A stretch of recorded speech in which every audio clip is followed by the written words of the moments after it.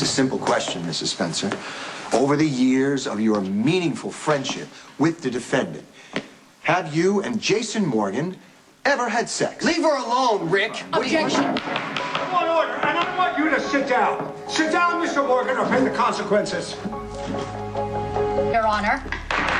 I want order, and I want you to sit down. She said she didn't know anything. Your Honor, could someone please restrain the defendant? Sit down, Mr. Morgan, or face the consequences. Tell Lansing to back off. Your Honor can see that Mr. Morgan is volatile and dangerous, and I think for everyone's safety, the state suggests that the prisoner be shackled for the remainder of the trial.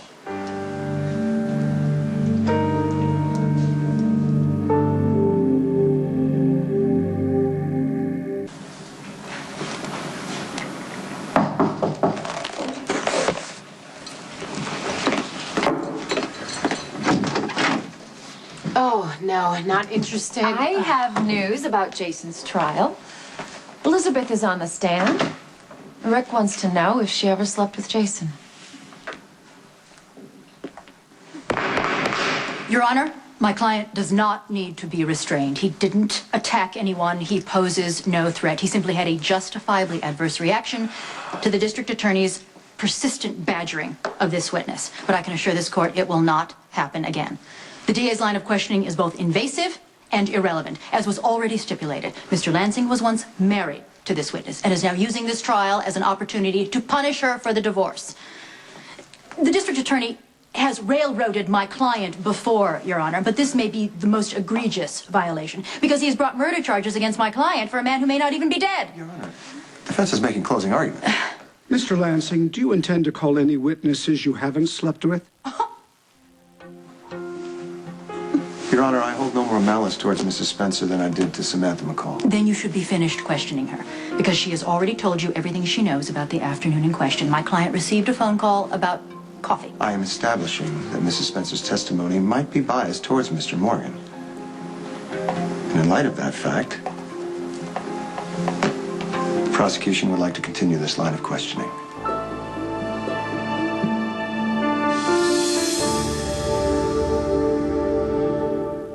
To testify by the prosecution. While I waited, I watched on closed-circuit television in the witness room. It became clear they weren't going to get to me today, but before I left, I saw Rick grilling Elizabeth on the stand, asking if she'd ever slept with Jason.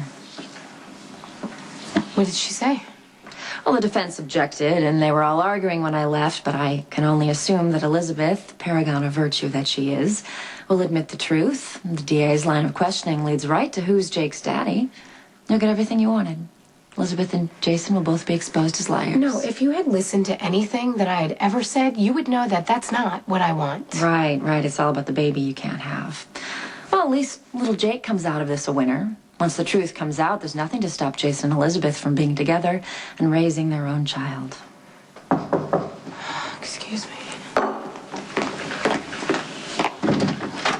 Hi. Hi, come in. Why'd you want to see me? Get ready to prop up your brother, because it's about to hit the fan. What's wrong with Lucky? Well, Lucky is about to find out what kind of a liar he married. The court sees no reason to restrain the defendant at this time, but be warned, Mr. Morgan. One more outburst like the one we just witnessed, and I'll reverse my decision. My client fully understands, Your Honor. It will not happen again. Additionally, I believe the prosecution's line of questioning regarding the nature of the witness's relationship to Mr. Morgan is relevant. The DA may continue. Thank you, Your Honor.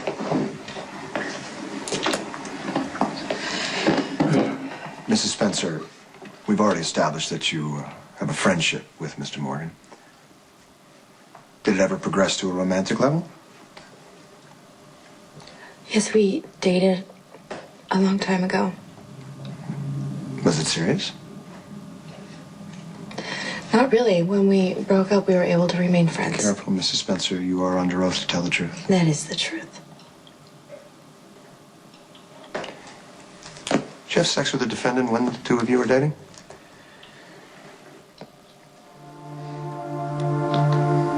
No. Did you ever have sex with Jason Morgan? Mrs. Spencer, you're under oath.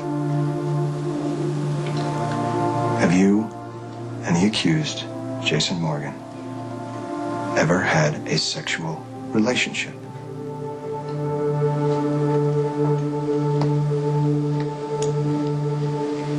Yes.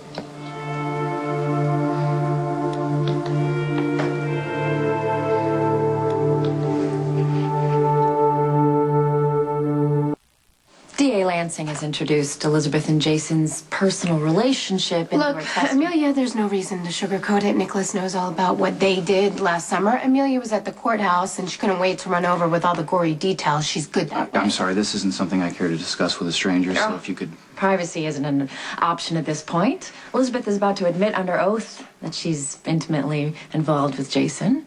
By the end of the day, the whole town will be dishing about it. Enjoy it while you can. Oh, no doubt you'll want to comfort poor Lucky. Someone needs to. Please, go.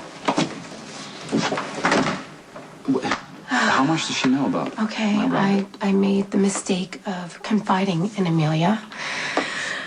I wanted the truth to come out a long time ago, but I didn't want to mess with Lucky's sobriety. But it's time. The truth needs to come out. Mrs. Spencer, how long have you and Jason Morgan been lovers? We're not lovers. It was one night.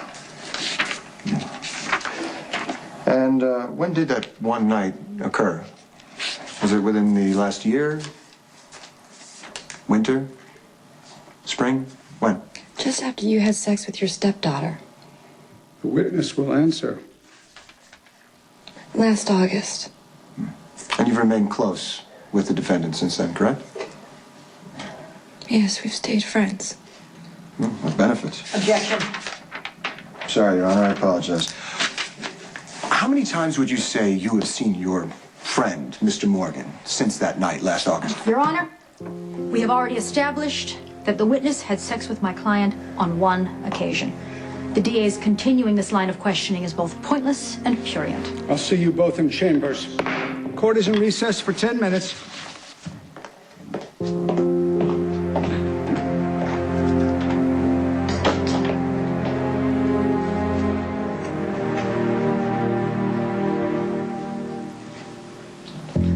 Dude.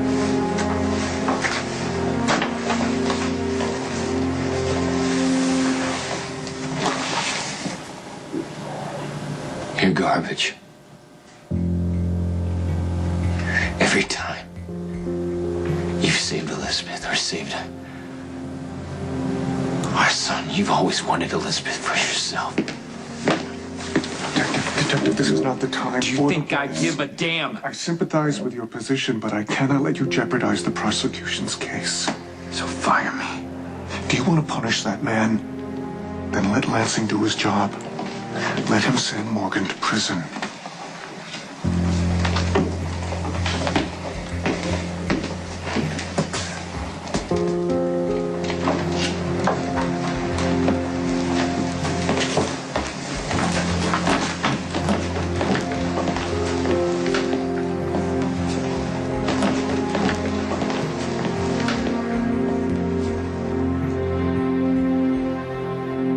Is Lucky Spencer still in court? Yes, sir. They're all still in there. Okay, that means Elizabeth is probably still in the stand. We don't know that. Look, I'm sorry, but when Lucky walks out of here, he may need a friend. He may not have a wife anymore.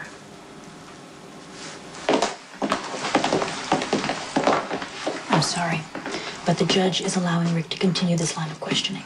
Why? Because it goes to the reliability of her testimony. He's trying to convince the jury that Elizabeth is lying about the phone call. Yeah, but she's not lying. I know that, but listen. Sooner or later, this is going to become counterproductive. Rick is going to look like a sadist and a bully for continuing to rake Elizabeth over the coals. Listen to me. Listen to me. The best thing that you can do is stay detached. Do not help Rick by having another outburst.